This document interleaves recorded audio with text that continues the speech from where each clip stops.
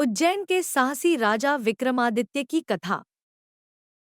गंधर्वसेन नाम का राजा उज्जैन में राज करता था। उनकी 3 रानियां थीं और 6 लड़के थे। विक्रमादित्य उनमें सबसे ज्यादा साहसी था। राजा की मृत्यु के बाद उनका लड़का शंखराज सिंहासन पर बैठा, लेकिन उनकी विलासता के कारण राज्य की हालत खराब हो गई थी। एक दिन सिपाहियों की मदद से विक्रमादित्य ने उन्हें मार डाला और राजा बन गए। एक योगी विक्रमादित्य दरबार में आया और कुछ देकर चला गया। राजा ने कोषाध्यक्ष को फल दे दिया। 10 दिन तक ऐसा किया। इस बार भी आया तो कोषाध्यक्ष ने फल बंदर को खाने के लिए दिया। उसमें से एक लाल रंग का रत्न निकला। राजा ने पूछा, कीमती भेंट मुझे क्यों दी? योगी ने राजा को बताया, मुझे मंत्र की साधना करनी है। योगी ने बताया कि अमावस्या के दिन उन्हें शमशान आना होगा। अमावस्या के दिन विक्रम आदित्य शमशान आए। योगी ने कहा, हे राजन, तुम यहाँ आए, मैं बहुत खुश हुआ कि तुम्हें वचन याद है।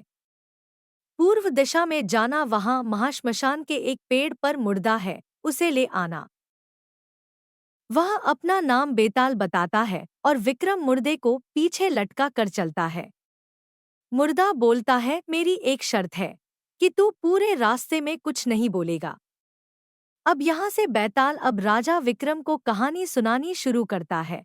चलिए सुनते हैं उसकी कहानियाँ। चित्रकूट में चंद्रलोक नाम का राजा रहता था। वो शिकार खोजने जंगल गया। वहां उसे ऋषि कन्या दिखी। उसे देखकर वह मोहित हो गया। ऋषि ने बोला, शिकार खेलना पाप है। राज ने वचन दिया कि अब शिकार नहीं करूंगा। राजा ने ऋषि कन्या से शादी करने के लिए प्रस्ताव दिया। ऋषि ने दोनों की शादी करा दी। बीच में एक राक्षस मिला। वह बोला, मैं तुम्हारी रानी को खाऊंगा। अगर उसके बचाना तो 7 दिन के भीतर एक ब्राह्मण लड़के की बलि दो जो इच्छा से अपने प्राण दे दे। और उसके माता पिता उसे मारते समय उसके हाथ पैर पकड़े। राजा ने एक लड़के की मूर्ति बनाई और उस लड़के ने अपने माता पिता को राजी कर लिया अपने बलिदान देने के लिए। जैसे ही राक्षस के सामने राजा लड़के को मारने लगा, लड़का हंस पड़ा। बेताल ने पूछा, राजा लड़का क्यों हंसा? राजा ने कहा, ब्राह्मण का लड़का परोपकार के लिए अपना शरीर दे रहा था। इसी हर्ष से और अचरज से वह हंसा। अर्थदत्त एक साहूकार था। आनंदमंजरी साहूकार की बेटी थी। उसका विवाह अमीर साहूकार के बेटे मणिवर्मा से करा दिया। मणिवर्मा अपनी पत्नी को बहुत चाहता था, मगर वह उससे प्यार नहीं करती थी। मणिवर्मा कहीं गया, उसके पीछे से आनंदमंजरी राजपुरोहित के लड़के कमलाकर देखा तो उसे बहुत से चाहने लगी। पुरोहित का लड़का उस लड़की को चाहने लगा। आनंदमंजरी महल के बाग में जाकर चंडी देवी को प्रणाम करके कहा, यदि अगले जन्म में मुझे कमलाकर ना मिले तो मुझे अगला जन्म मत देना। कमलाकर ने आनंदमंजरी को देखा। खुशी के मारे वह मर गई। उसे मरा देखकर कमलाकर को दिल का दौरा पड़ा और मर गया। पराया आदमी के साथ मरा देखकर वह दुखी हुआ और उसने भी प्राण त्याग दिए। चारों ओर हाहाकार मचा। चंडी देवी प्रकट हुई और उसने सबको जीवित कर दिया। कहानी खत्म हुई। बेताल ने राजा से कहा, राजन यह बताओ कि इन तीनों में से सबसे ज्यादा विराग में अंधा कौन था? राजा विक्रमादित्य ने कहा, मेरे विचार से मणिवर्मा था, क्योंकि वह अपनी पत्नी को पराया आदमी को प्यार करते देखकर ही शोक से मर गया। आनंदमंजरी और कमलाकर तो खुशी से मरे। कुशीनगर में एक राजा राज्य करता था। वह एक ब्राह्मण था जिसके 4 लड़के थे। ब्राह्मण कुछ समय बाद मर गया और उनके रिश्तेदारों ने उनका सारा धन छीन लिया और चारों भाई नाना जी के यहाँ रहने गए। लेकिन कुछ समय बाद उनके साथ वहां भी बुरा बर्ताव होने लगा। चारों भाई अलग अलग दिशा में चले गए। कुछ समय बाद में विद्या सीख कर आए एक ने कहा, मैं मरे हुए प्राणी के शरीर पर मांस चला सकता हूँ। दूसरे ने कहा, मैं खाल और बाल पैदा कर सकता हूँ। तीसरे ने कहा, मैं सारे अंग बना सकता हूँ। चौथा बोला, मैं जान डाल सकता हूँ।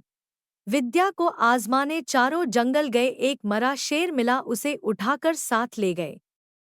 एक ने उसमें मांस डाला, दूसरे ने उसमें खाल पैदा की थी, तीसरे ने उसमें सारे अंग बनाया और चौथे ने उसमें जान डाली। शेर जीवित हो गया और वह भूखा था तो उसने चारों को खा लिया।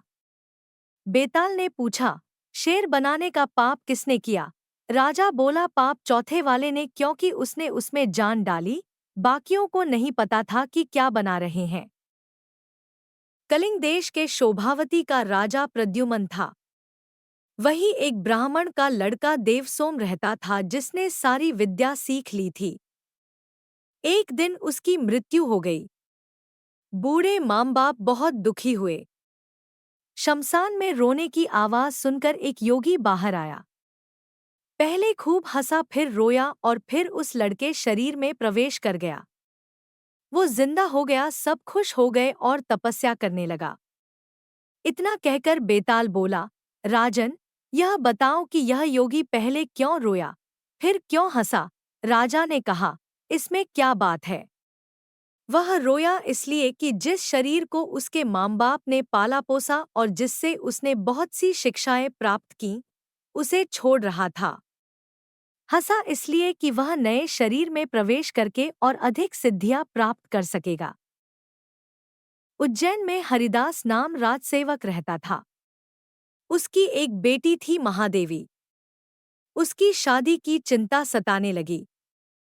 हरिदास राज दरबार में बैठे चर्चा कर रहे थे। तभी एक युवक दरबार में आया ही था कि उसने हरिदास की लड़की से शादी करने की इच्छा जताई। युवक ने बोला, मैंने एक ऐसा रथ बनाया है जिससे मैं आपको दुनिया के सभी कोने घुमा सकता हूँ। हरिदास ने बोला, अगर ऐसा है तो कल सुबह मुझसे अपने रथ के साथ मिलो। हरिदास लड़के से मिला और उसे उज्जैन चलने को बोला। रथ में सवार होने के बाद दोनों उज्जैन पहुंच गए।